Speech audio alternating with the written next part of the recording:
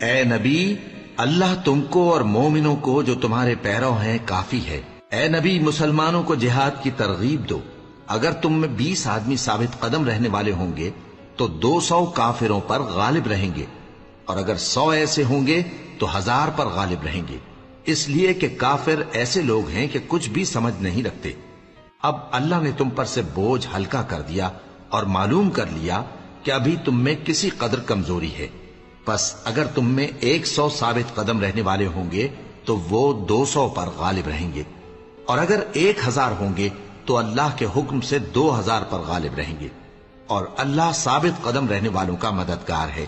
پیغمبر کو شایع نہیں کہ اس کے قبضے میں قیدی رہیں جب تک کافروں کو قتل کر کے زمین میں کثرت سے خون نہ بہا دے۔